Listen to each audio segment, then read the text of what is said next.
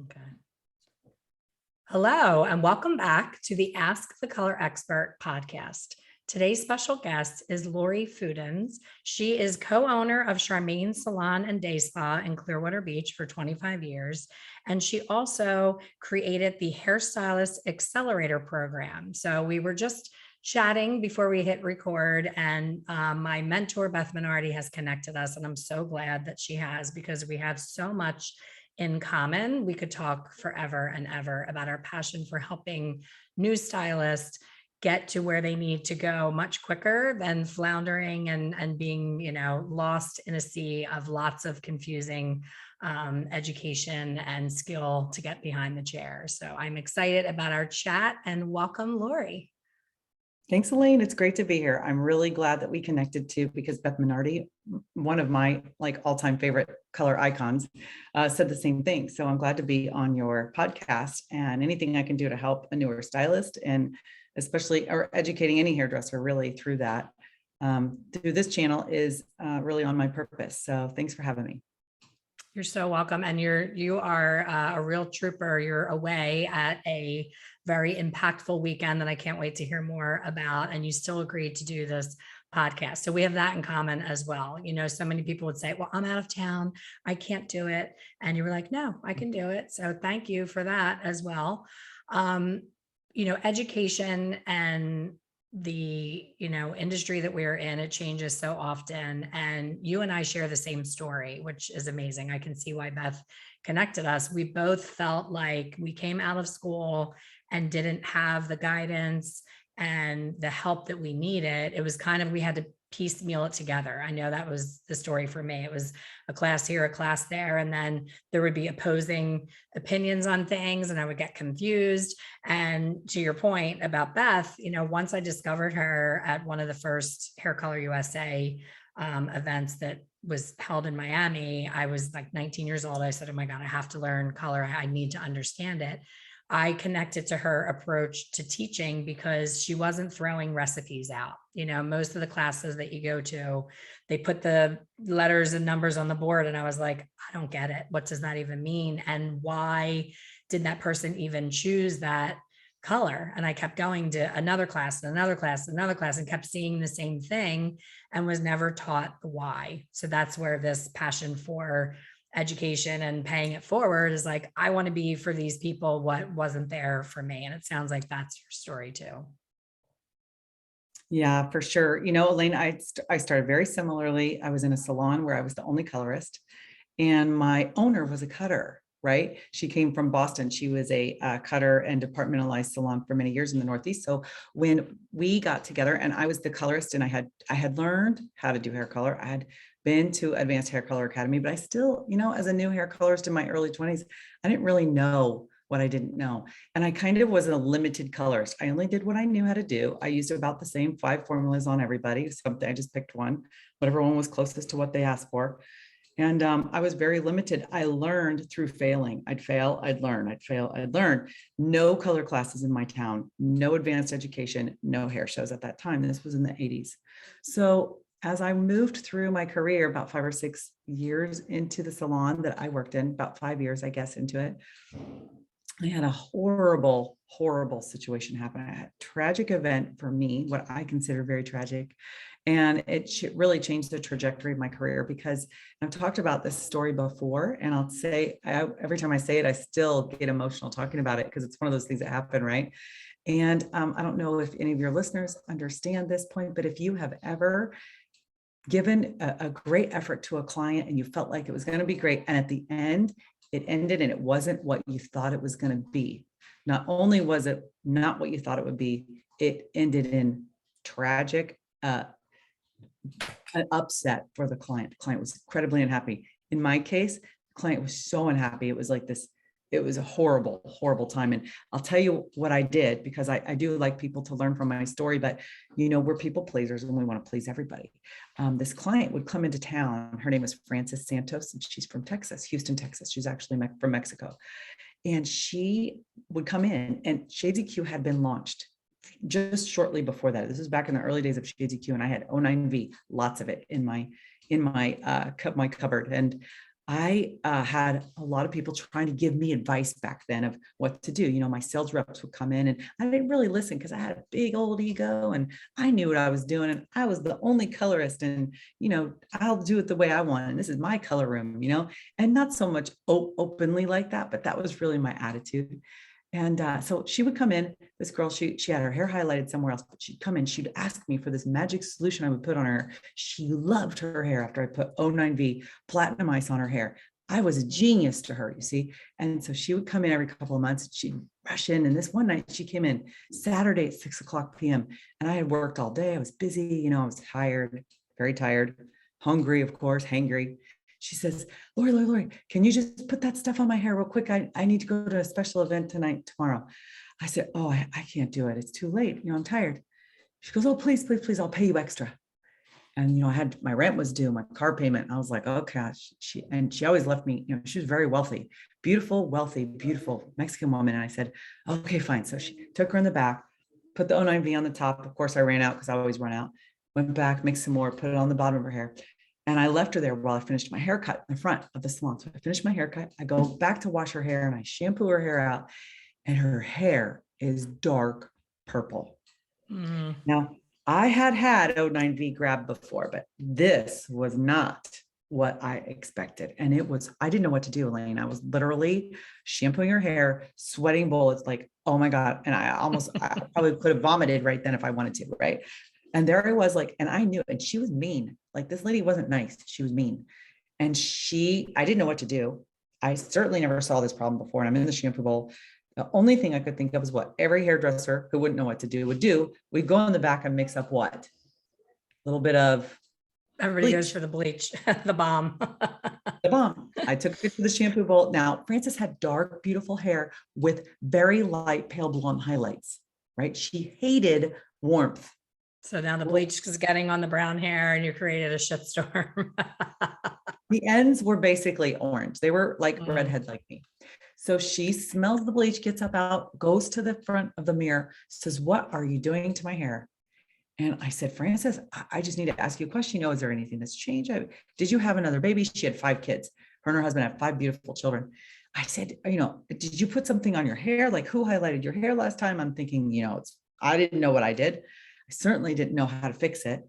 And she was violently upset at me for an hour. And I cried and I said, I'm so sorry. I didn't know I don't know what I did. I'll pay for whatever. You've ruined my life. You've ruined my, and her, like literally her life was over. It was a horrible, horrible thing. It was like the worst breakup ever from anybody ever. So I stayed that night, cried, wrote my resignation and quit my job. And I went home and I went to bed literally for 3 days. I did not get out of bed. My head went under the covers. I was in such a major depression. The anxiety was overwhelming. I certainly didn't know how I would survive or even show my face in public. For me, it was the worst thing that ever happened in my career, but probably the best. I was just going to say, it ends up being the biggest gift you ever got.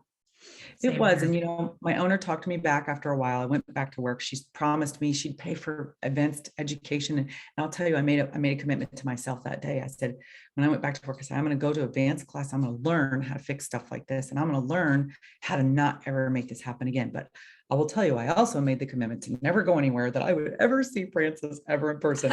I avoided every shoe store, every shopping district, every restaurant, every bar that she would ever go. And I thought, I don't ever want to see this woman again. Like it was really traumatic for me. Like if you would ever think that you would ever run into an ex where you had a bad breakup, like you never want to see that person again. Well, let me just tell you what happened. You will not believe this.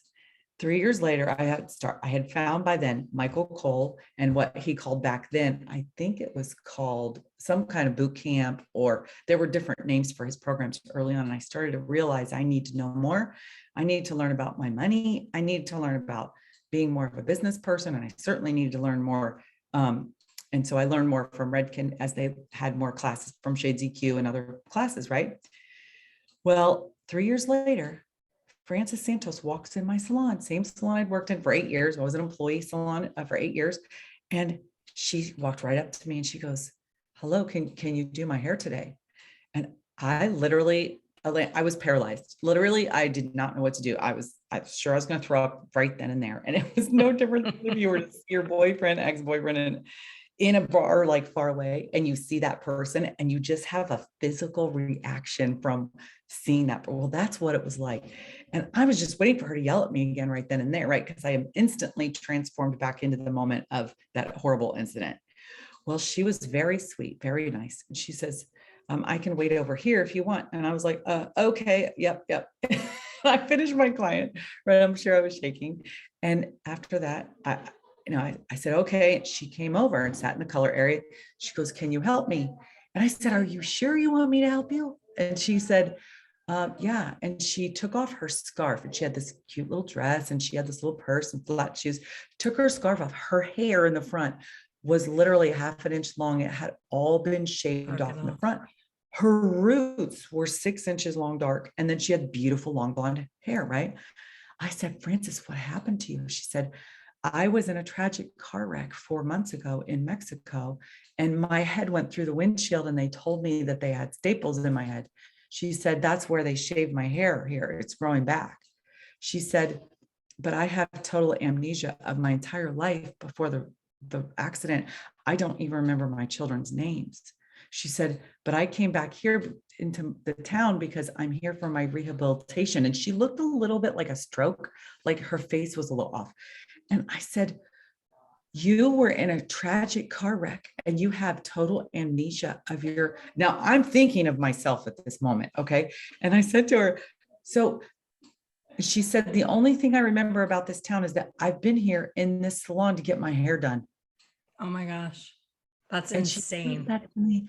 I said, oh my gosh. In my brain, I'm going, oh no, this is not really happening. She said, I just remember getting my hair done here. I said, exactly what do you remember, Frances? Your hair done? And she said she really didn't remember what had happened. And I said, okay. And I realized at that minute, she was genuinely there for help. She had a disability. She had brain surgery. She had a tragic event happen in her life. And she came back in our salon to get her hair colored. That's was shocked. amazing. It So was amazing. you had another chance to make it right. How did it go? It went great. Of course, I did the best highlight I'd ever done in those dark roots. And I was sure never to miss a foil or anything. Did 09V all over her hair, made sure it was perfect. Add lots of clear to it that time. Well, at the end of the day, there's not a lot I could do. We had to do the little comb over on the front, cover up all the spiky things and put a diamond thing. But at the end of the day, she stayed a client with me, Frances Santos, and still, to this day, a wonderful human being. And I just love her to death. And I tell that story because I'll tell you, if you want to know what happened, I'll tell you what happened. My rep came in and tried to tell me to put all of my shades of Q gloss in number order, like do my 03N and my 03G down here, and then do my 6N and my 6. And back then shades of Q had 9 or maybe 12 SKUs. In the beginning, there were only 12 bottles. I know now it's insane. 185. So I would never listen to them. I put all my V's together, all my G's together, all my N's together. Well, when I did Frances's hair the first time, here's what happened. I put the 09V all over, half her hair, and I ran out, went back, and I was tired and I was hungry. I was not present and I was not really in the moment with my guest. And I grabbed 03V, not knowing that, put it in the bottle. And I put 03V Orchid all over the bottom of her hair and left it for 20 minutes. So that's what happened. And I learned then, when I realized it, that I really should be taking the advice that people are giving me because I am missing key things to help me in my career. And I learned the hard way. And now, of course, if you go to my salon, they're all lined up by numbers, not letters. They're not grouped by letters. So I hope that if anything, you take something from that. That's amazing. And it is that simple. That, I think, is what kept me. I'm quite a control freak. I'm a work in progress. I'm really trying hard to lose that control edge of me. But with utilizing an assistant, I loved training assistants. I loved sharing with them what I was doing, but I would mix the color and say, I am using this because I never let them mix my color for that reason. Because whenever I would have a new assistant, they would try to be nice and clean up after me, and they would just grab a tube and shove it in a box, and it wasn't the right shade in the right box. And I'm like, that is what scares me about having somebody else do my mixing, because at the end of the day, that client is going to blame you whether you mixed it or not, so that's always been an issue. And I think go ahead. Yeah, go ahead. I think with hair color, we hear that story and we're like, oh my gosh, she turned her purple. She was depressed for 3 days. I'm the same way. I just did a model recently and I tried a new technique and it was a disaster and I wasn't right for a week. My daughter's like, I've never seen you like this. I'm like, I've never made that big of a mistake at this stage in my career. Like I just could not wrap myself around how bad it was. And then I was like, I can do two things. Like, Lori, as an educator, we don't want people to think that we ever would make a mistake because they're learning from us and looking up to us. But I was like, if I can't own that and share that, that's going to build up my ego and make me feel fabulous, but nobody's ever going to learn from that. So I got right on with my group and I said, this is what I did, showed the picture and explained why I know that it happened, why it went wrong. And they were so grateful for me being so, transparent and sharing it. They're like, oh my gosh, like even the salon that I did it in, one of my students owns the salon. So he was there when it happened. And like, he could have totally just been like, don't say anything. And, because the end product looked great because I fixed it. And that's the difference. Like you knew how to move forward and do it differently. I know how to move forward and do it differently. And if you just keep doing the same technique over and over, I was in such a rut with my placement, with everything that I do, because I know that it works. And I went to a new class and I learned a new thing. And I was like, I don't need to try it on a mannequin. I've been doing this 35 years. I'm going to do it right on my husband's cousin's hair. And no, that shame on me for not trying it on a doll head. It was just way, way too different. And it did not go well at all. So I totally can relate to your 3 days under the covers. Like you just keep replaying it over and even, like to the point about your client, this is someone that she's one of my only friends here in Florida since we moved here. And I see her all the time. And we would be sitting on the beach and I'd be staring at like the one piece that wasn't perfect, even after I fixed it, and just ruminating in my head. She's like, will you stop? I get so many compliments on my color. I'm like, no, it's still not up to my standard. And I take it she was fine. She was like, not even upset. She was going on vacation. I'm like, no, you are getting this done before you go on vacation. I am not allowing you to walk around looking like that. So we are our own worst critic for sure. We are. And, we do it to ourselves because we're people pleasers. Right. But we're always learning. If anyone is listening to this, who's new in the industry, just know there's no end. There's no like, okay, now I've got it. I know it. I've done it. That doesn't happen. And the minute that happens, that you feel like you're good, you don't need to go any more classes. You don't need to move forward on any education. There's a problem there. Yes. Well, we never stop learning. Our industry changes faster than probably, other than the medical industry. I think our industry is probably one of the fastest changing industries that I know of. Nutrition and medical are probably number one as far as I can tell, but there are so many things going on in changes in trends, and it's where education is important. Whether you go to hair shows, thank goodness for live learning now is back. And as a Redken educator, I love live learning, but virtual will keep going. Things are going to become hybrid probably for forever. I think that's the only good thing that came out, but there's so much opportunity. But the truth is you got to tap into it in yourself. Like that the people who need to learn what they need to learn know that they don't know. Like you hear this phrase, you don't know what you don't know. But I don't believe that. I think people who get out of school, they know that they're not confident and they're not skilled to handle anybody that walks in the door for the most part. There are some incredible schools, but I think for the most part, newer students and newer stylists, they know they're not prepared well enough and they know they need help. And I love it when I meet a new stylist and they're just so eager and excited to learn. And it's great because that really should never stop,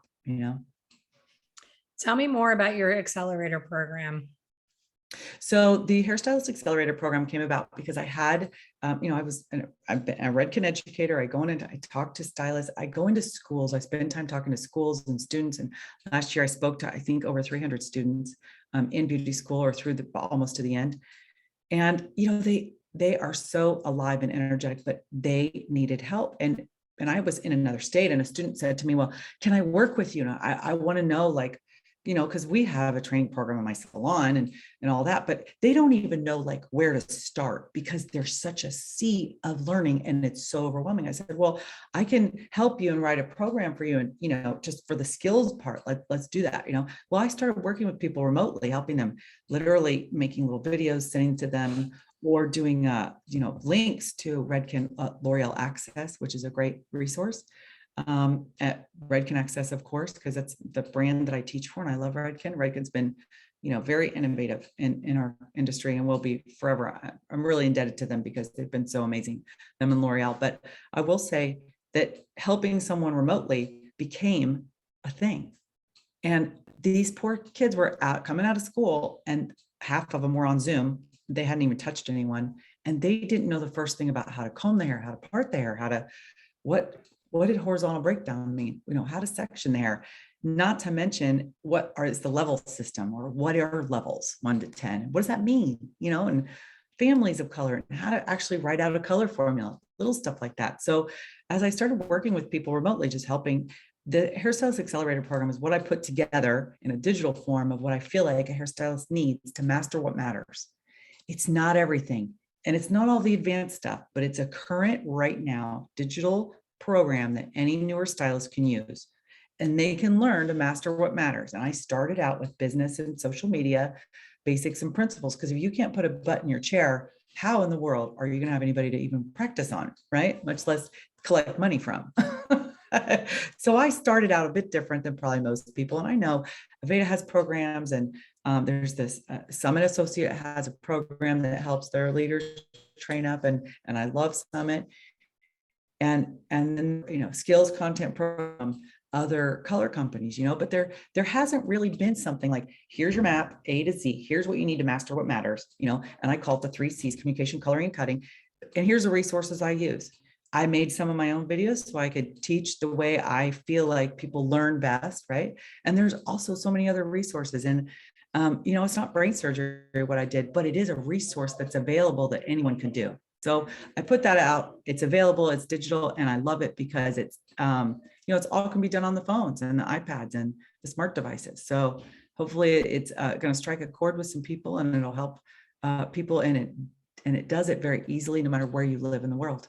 So that's the Isn't it beauty of it. amazing that we have the ability to do that now? I remember when I started with the online, eager to create something in color, because you and I had chatted when we first jumped on here, and I said every time I trained a new colorist, I heard myself saying the same thing over and over again. I was tired of saying it. I was tired of hearing myself say it. And I'm like, there has to be a better way. And I started out with like a CD that I could, hand them and say, take this home and watch it. But there's something about, like, I include coaching with mine, because when I first did the program and it was just all digital, I was like, this is amazing. They're going to buy it. They're going to watch it. They're going to do the things.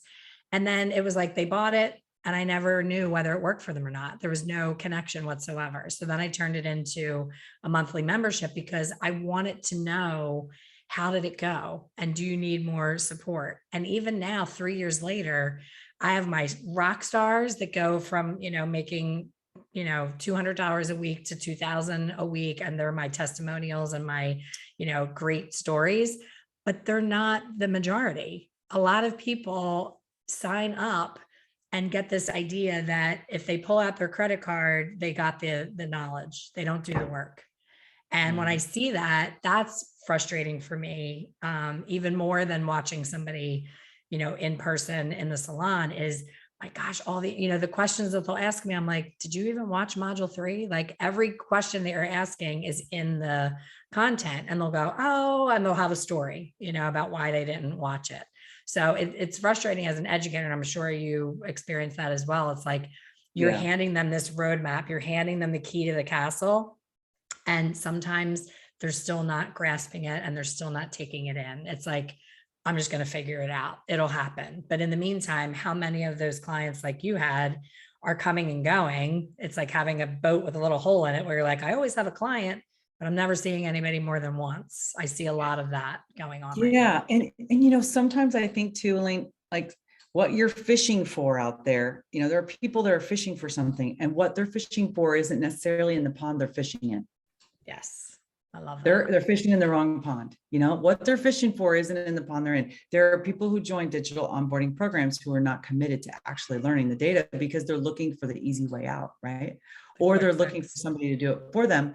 But maybe what they're looking for is what, you know, you're offering on a personal level, that one-to-one coaching. Maybe they need the hand holding, or they need the push or the accountability, right? The accountability is key for so many people. I know that, you know, when I falter and I make mistakes and I screw up something, or you know, I have my own personal stuff I'm always working on, and somebody who holds me accountable to, you know, being a better listener, or being more present in a conversation, or having more empathy for someone going through something, you know, in life.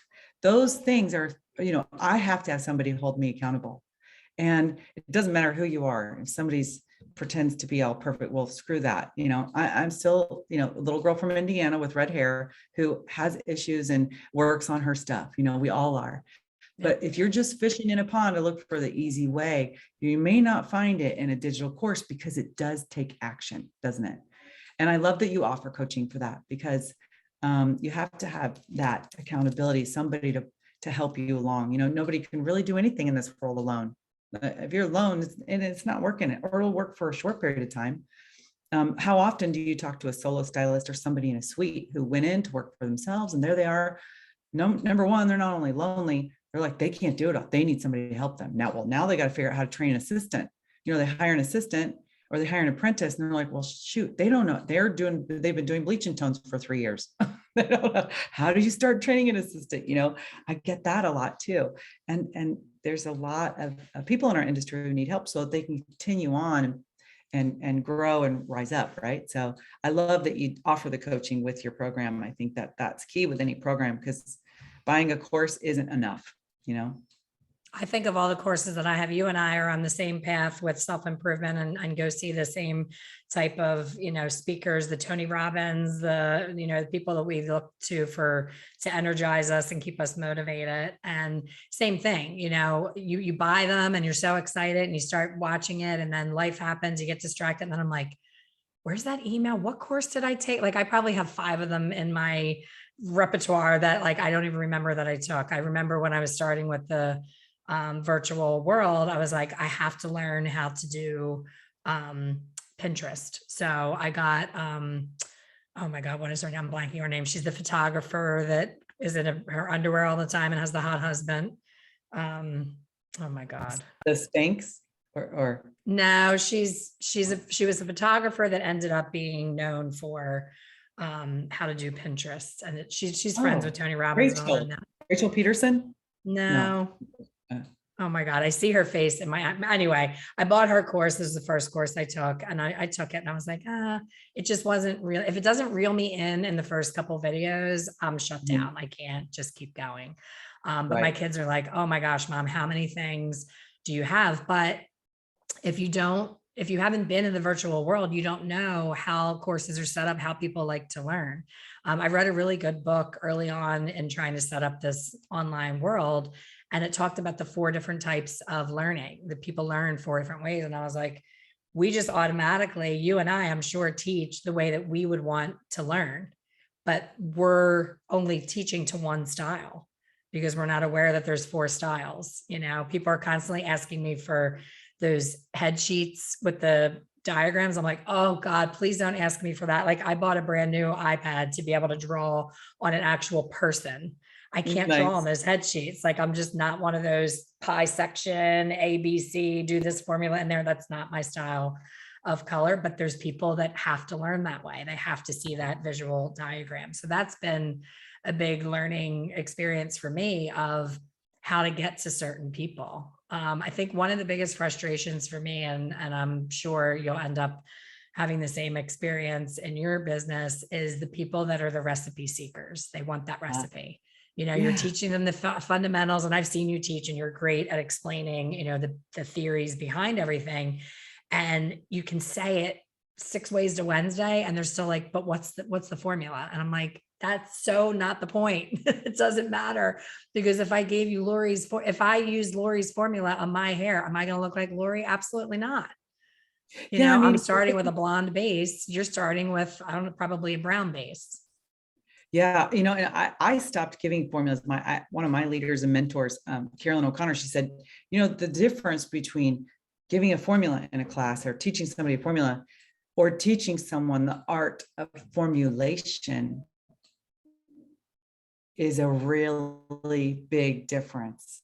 The art of formulation takes into account the beginning journey, the goal, and then how to get there. The art of formulation is not, here's some formulas. We can put formulas up on a flip chart, or we can put our favorite formulas in an Instagram post. And I do list my formulas for what I am. Usually I have a before picture and an after.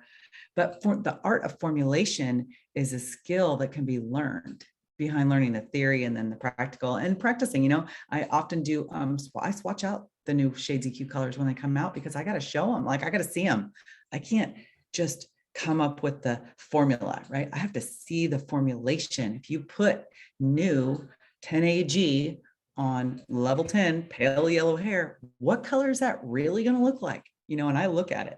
So, I mean, I love that you bring that up, because for newer hairstylists who are seeking formulas or solutions, recipes, right? Duncan Hines is not a hairstylist. Duncan Hines made, yummy cakes, but hairstylists, Exactly.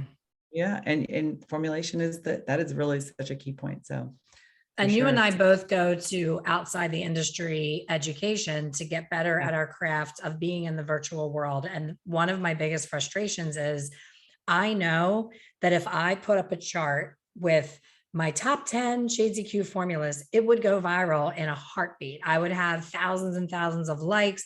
People would share it. It would grow my following. I refuse to do it because I'm not in this for the ego. I'm not in it for I have so many followers. I want what I put out to actually help someone think. It goes back to that teach a person to fish instead of feeding them a fish dinner. Like if I hand you that chart of formulas, I'm setting you up for failure because you're going to take those letters and numbers and you're going to put it on a head that it doesn't belong on. We did at the retreat that I had chatted with you about, we did a swatching exercise. And when you look at I these love that. swatches, they're horrific. I mean, these colors are awful because this is what we think, when we take these letters and numbers from a chart, we think they're going to be beautiful, beigey, champagne blonde or ashy cool, frozen blonde, but we really get, like deep purple and orange and, these muddy grays and murky, muddy things because we didn't understand that 50% of the formula is already on the hair. And I start every class with that. And it still just is like talking to the wall. People are Oh not my gosh. grasping that. If you and I were standing next to each other in a class, we would just pull out 7AG and say, okay, you put 7AG on my red hair or 7AG on your red hair, you're going to have two totally different results, and I think visually it's so important to show that in classes. And I love that you use the swatches too in your classes. It's so good. And I try to encourage people to do that by themselves, and see for themselves, because when you see it, it's real. When you read it, it's still theory, right? But you have to see it to be real. You have to see it for yourself to really believe it. No different than people believe, whatever. There's formulas that people don't like, right? Because they don't like what they see, and that's okay. But they have to see it to really know it. Absolutely. Yeah. And we're such visual artistic people that visual learning is definitely important. That's the one downfall, I think, to virtual. Like I did my coaching call last night and I'm holding up these swatches and I'm like, look at this. You would think that this would be this, but it's this. And I'm putting it on my hair and it just doesn't show the same as if you're in person feeling it, looking it, separating it. So I am working on a project right now to build the ultimate swatch book for people to use for themselves to create their own swatch book. I see people, you can relate in the Redken world, people panic and go crazy about getting a hold of one of those swatch books. I'm like, what does that book represent to you? Because to me, it's great to have an idea of what the shade is, but swatches are thread. It's not even hair. It's thread that's been dyed. So you don't know how it's going to behave on the hair anymore by looking at the swatch book than if you just went willy-nilly and put it on the hair. There's no more, reference of seeing that piece of thread, but people Yeah, feel the so swatch. attached to that handicap of like, I need to see the swatch book. It's Yeah, crazy. and those swatch books are like Barbie hair. They're super high shine. They're whatever the fabric they are, whatever thread. I mean, they're Barbie hair, and yeah, it gives you an idea. But we would never recommend that we take the swatch book out and to ask the client which one they want, because it's not a true visual representation of their final result. Now, sometimes we use them. I think the benefit of the swatch book is to show a client the difference between warm and cool tones, maybe. But Yes. I really recommend that people build their own Pinterest board. As a stylist, build a cool colored Pinterest board with cool reds, and build a Pinterest board with your name on it with warm reds. And then when your guest comes in, you can open the Pinterest board for them and you can show them. Even one step further, one thing I recommend in my training all the time is I recommend, okay, before your guest comes in, you have a virtual consultation with them. You get on a FaceTime call, you get on anything. I don't care if it's just texting pictures back and forth.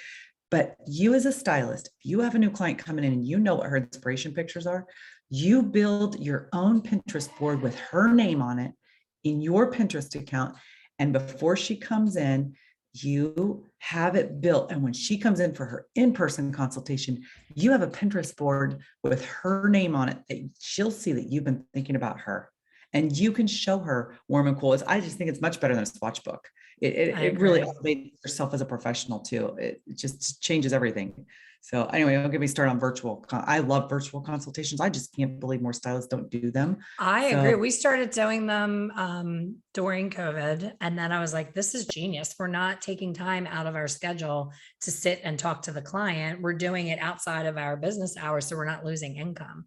So to me, that was a gift from COVID. I always had a digital lookbook, like you're saying, like reds, cool, warm, brunette, short, medium. I always had that. But to make it so personal, to make it about them, like we do like a little sheet where like it's the clients before, and then we have inspiration that we're suggesting for them so that they can see it next to their existing hair. We've done videos of them, wool style one side of their hair and have them style the other, and we videotape it on their phone. We've used technology so much to like up level that experience, and it's so simple, but people don't take the time to do it, and they're sitting in the break room bitching that they're not busy. I'm like, you should be doing virtual consultations. You should be doing blow dry nights where you're doing those lessons. My it's daughter just did an uncomfortable event. for people. It's Yeah. hard when they're uncomfortable on video. They're uncomfortable doing things that they've never done before. And the better things happen outside that comfort area. You got to get beyond your walls and try things that you're not used to in order to really grow. I mean, that's all it takes, is being, brave. Yeah. Just I jump, think. jump and the net will appear. I say that all the time. I'm like, don't stay stuck in your, don't sit in your crap and just keep saying, I'm not busy. I'm not busy. I'm not busy. I hear that over and over again. I'm like, why are you sitting in a break room? Like you should be out at Starbucks, talking to people, complimenting their hair, inviting them in for a free blowout, like be scrappy, like go to the grassroots, the stuff that you and I used to do back in the 80s that worked like a charm. Everybody forgot about human interaction. Everything became so digital. And now you're getting lost in a sea of digital where there's so many people doing that. I always say, be the purple cow. If everybody's going right, go left. If everybody's doing email, do direct mail, just change it up and do something different. Great advice. Great. Well, you and I could talk forever for sure. We have a lot in common. I'm so glad that Beth recommended that we connect. How can people find you and learn more about your program and learn more about you? Yeah. So the program, if someone's interested, it's infinityhairtraining.com is, because stylists never stop learning. Infinity Hair Training is what holds my course, the Hairstylist Accelerator program. But if you find me on Instagram, Lori Fudens, LORIFUDENS _Redken artist, you can find me there. And I have links in my link tree on my bio. I'm also on Facebook. I have a podcast called the Hairstylist Accelerator podcast, and I've interviewed some of the top, icons in our industry, and many to come. I'm going to be talking with Sherry Doss next week. Actually, Sherry Doss is the president of global education for L'Oreal brands, Redken and Matrix, and she's just a super person. So I just feel like anything I can do to help the industry, especially the new people. And yes, I have an online course for sale, and it sells for $500. It's for a stylist who wants to go through the entire training. And the thing is that but it's meant and it's put out there to help the industry accelerate the learning so that these new stylists don't drop out of our industry. It's a very high rate of dropout after Yes. they graduated, and it's because they're not making money and they don't know. And you can only go to so hair shows, but if they're really they really want to be responsible. And Elaine, we're definitely gonna have to collaborate on some of our education, because what you're doing is so valuable for hair, people who want to be hair color experts, right? So it's great what you're doing. But so thank you Absolutely. for We having me on your definitely, podcast yes, today. we I will appreciate definitely it. collaborate and do something together for sure. I'm excited. I'm excited to do that. So thank you so much for Yay. your time. Thank you everyone for listening, and we will see you on the next one. Okay, thank you.